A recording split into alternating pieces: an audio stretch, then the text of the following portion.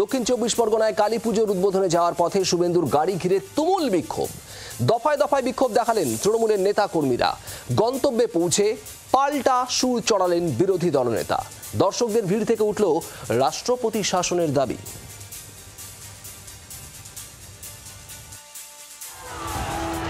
ছুটির রবিবারেও তপ্ত রাজ্য রাজনীতি। কালী পুজোর উদ্বোধনে যাওয়ার পথে দক্ষিণ চব্বিশ পরগনার দফায় দফায় তৃণমূলের বিক্ষোভের মুখে পড়লেন বিরোধী দলনেতা শুভেন্দু অধিকারী।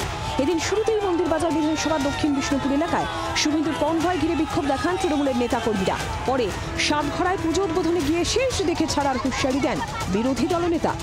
আজকে তো আমি এসেছি হিন্দু হিসেবে ধর্ম পালন করতে, আমি কি ভোট চাইতে এসেছি?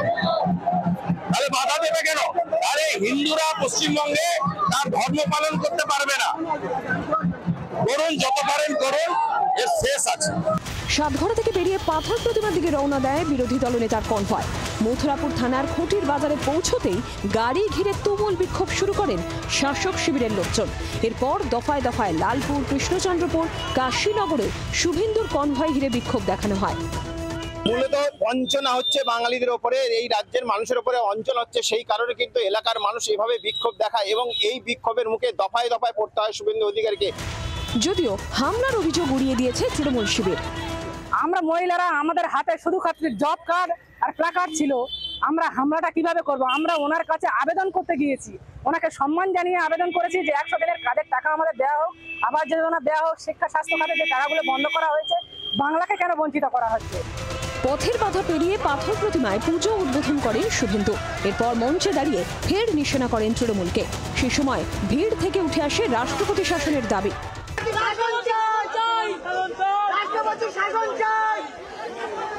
বলুন, জনগণ আওয়াজ তুলুন, আমার হাতে তো ওটা নেই।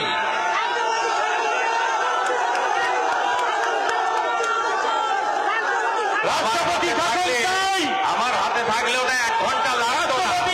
পাল্টা সুর চড়িয়েছে জোড়াফুল শিবিরও। আজকে দক্ষিণ চব্বিশ পরগনার মায়েদের হাতের ঝাঁটা ছিল প্রতীকী। এই ঝাঁটা ভূত চতুর্দশীর ঝাঁটা, এই ঝাঁটা বাংলার সনাতনী ঐতিহ্যের ঝাঁটা। এই ঝাঁটার বাড়ি শুভেন্দু অধিকারীর মুখে পড়েছে, আগামী 2026-এ আবার বিজেপির মুখে পড়বে। এদিন পাথর প্রতিমা থেকে সোশ্যাল মিডিয়ায় সরব হন শুভেন্দু। এক্স হ্যান্ডেলে প্রধানমন্ত্রী নরেন্দ্র মোদী, কেন্দ্রীয় স্বরাষ্ট্রমন্ত্রী অমিত শাহ এবং রাজ্যপাল সিভি আনন্দ বোসকে ট্যাগ করে বিক্ষোভের একটি ভিডিও আপলোড করেন। একই সঙ্গে দাবি করেন তৃণমূল সমর্থিত বাংলাদেশে অনুপ্রবেশকারীরাই এই হামলার নেপথ্যে রয়েছে। নকিবুদ্দিন গাজীর রিপোর্ট, জি 24 ঘন্টা।